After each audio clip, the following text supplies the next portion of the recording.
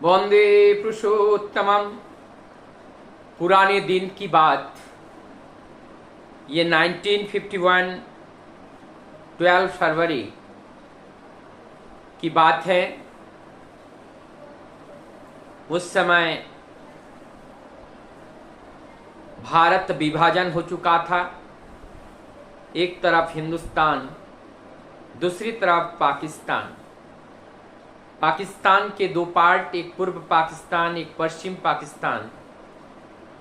पूर्व पाकिस्तान के हिंदू बहुल एरिया से, क्षेत्र से हिंदू लोग अधिकांश पलायन कर रहे थे, क्योंकि उन लोगों को प्रताड़ित किया जा रहा था और वहां पर वो अपने जीवन से सुरक्षित का एहसास नहीं कर रहे थे। ऐसे ही एक व्यक्ति श्री परेश रंजन वसुधा नोआखाली के रहने वाले, वो चले आते हैं भारतवर्ष में। आकर के वो किसी तरह से अपना जीवन बचाकर 7-8 लोगों का परिवार, सबका जीवन बचाकर वो चले आते हैं और आकर के कलकत्ता में वहाँ ठहरते हैं। एक जगह बड़े मुश्किल से मिला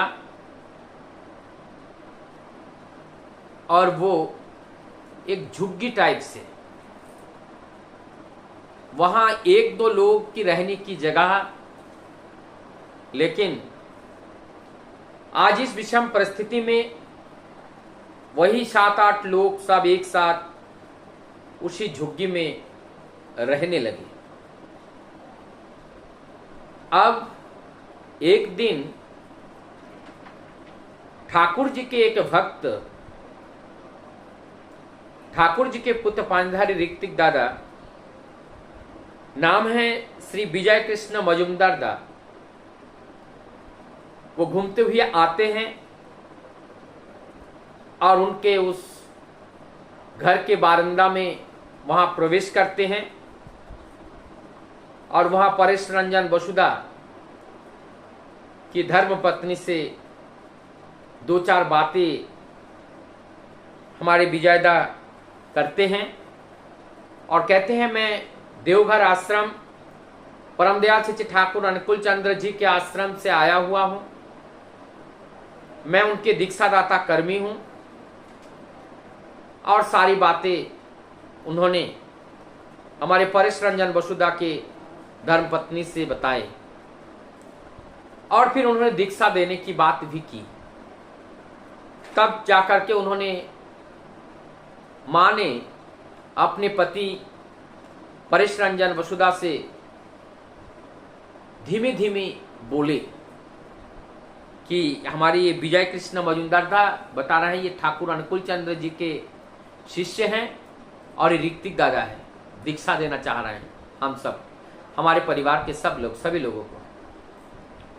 तब वो जो परेश रंजन वसुधा कहते हैं, खाने का एक बेला का कोई ठिकाना नहीं कि सुबह खा लिया तो शाम को खाना मिल पाएगा कि नहीं मिल पाएगा, और इसके ऊपर से ये दीक्षा, ये सब दीक्षा सब नहीं होगा। तब उन्होंने ऐसे कह दिए जैसे विजयदा चौकी के ऊपर बैठे थे। तो जैसे ही हमारे परेश रंजन वसुधा आए, विजयदा कहते हैं, दादा बैठिए बैठिए। दादा को बैठाते हैं, उन्हीं के घर में बैठे हैं, उन्हीं को बैठा रहे हैं। उनसे सारे बातचीत करते हुए कहते हैं, मैं भी नोआखाली के रहने वाला हूं और मैं जानता हूं कि शरणार्थी जीवन कैसा होता है, ये उद्वस्तु जीवन कैसा होता है। ना तो खाने का ठिकाना, ना तो रहने का ठिकाना, ना तो दुख को बताने का कहीं ठिकाना, एकदम कोई ठिकाना नहीं। उल्का पिंड की तरह ये जीवन होता है, उदास, निराश और हताश से भरा हुआ होता है। ऐसे जीवन में वास्तव में ये बहुत कष्टदायी होता है। लेकिन ये सारे कष्ट के अंदर कोई अगर मित्र आपका ऐसा खड़ा हो जाए जो आपके जीवन के कष्ट को दूर करने के लिए आपके साथ खड़ा हो जाए,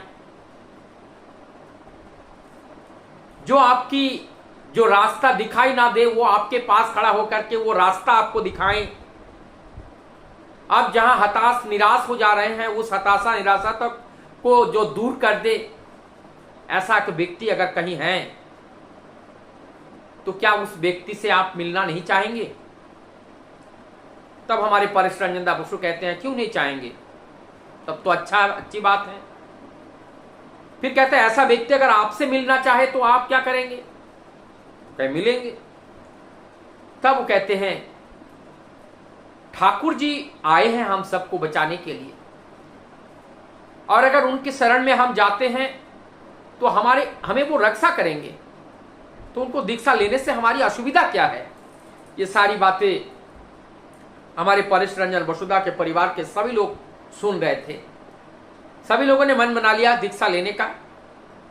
अब दीक्षा लेने के लिए बुलाया और उसके बाद कहा कि दीक्षा लेना है और प्रत्येक दिन उनका नाम करना है और सुबह उठ करके उनको बिना खाए पिए उनको कुछ देना है। वो कह रहे देना है? ये भाई देना वेना हमसे नहीं होगा, क्योंकि हमारा पास तो ना कुछ पैसे हैं ना कुछ है। एक तो हमें खाने को नहीं मिल रहा है और फिर देना है। ये नया कहानी नहीं होगा भाई, दीक्षा विक्षा नहीं होगा।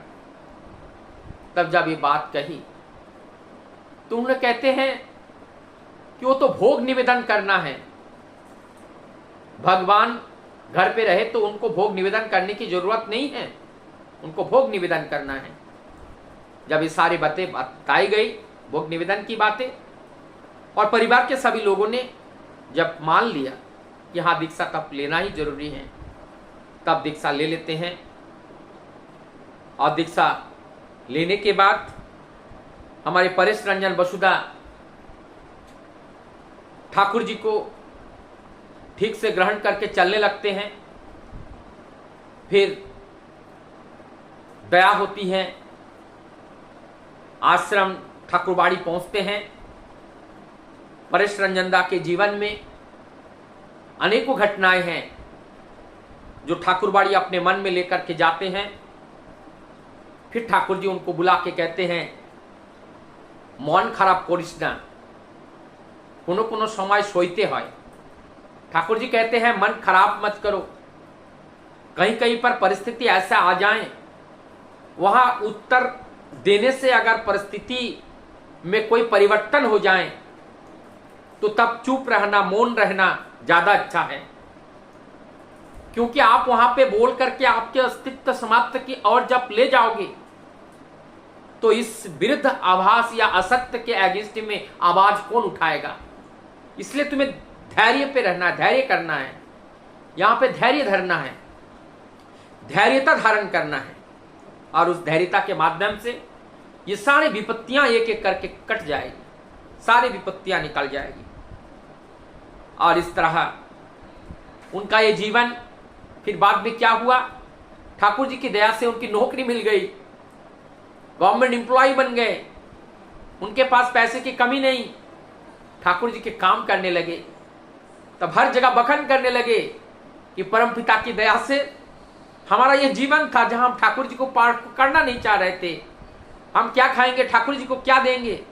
बाद में हमें समझ में आया कि ये परम पिता है, ये जगत पिता है, ये अंतर्यामी है, ये वही जगन्नाथ है, और ये वही राम, वही कृष्ण, वही बुद्ध, वही जीसस है, जिनको हम समझ नहीं पाए थे। जब हम प्रभु को समझे, हमारा जीवन बहुत जल्दी समाप्त होने वाला था, आज मैं 90 साल का हूं, अभी भी जिंदा हूं, ये परम पिता की दया से। तो वो उनको हम समझे नहीं, वो हमारी अंतर की बातों को एकदम तुरंत हमें बताने से पहले ठाकुर जी हमें बताते थे। ऐसी कई बार हमसे घटना हुई है। तो यह अंतर्यामी अगर ना हो, जो सूक्ष्म रूप से हर जगह वो जो उपस्थित ना हो दृष्टा बन करके, तो इतनी सारी समस्याएं, इतनी सारी समाधान कैसे संभव है? क्योंकि वो दृष्टा है, वो हर जगह उपस्थित रहते हैं, वो सर्वज्ञ है, वो सर्वज्ञानी है और वो सब जगह विद्यमान है। ऐसे उत्तम पुरुष पुरुषोत्तम के रूप में धरा पर आए हैं। आज हम लोग अपने ज्ञान के बजाय से उनको समझना नहीं चाहते हैं, जानना नहीं चाहते हैं। वही ज्ञानी हमारा बाधा है, वही ज्ञानी हमारा बाधक है, हमें पुरुषोत्तम से युक्त तो होने नहीं दे रहे हैं। क्योंकि वर्तमान पुरुषोत्तम को जब जीवन में धारण नहीं कर पाते हैं, पूर्वतन को हम ठीक ठीक समझ नहीं पाते हैं। आइए वर्तमान को ग्रहण करके हम पूर्वतन के प्रति हम अपनी श्रद्धा और निष्ठा को और बढ़ाएं। वंदे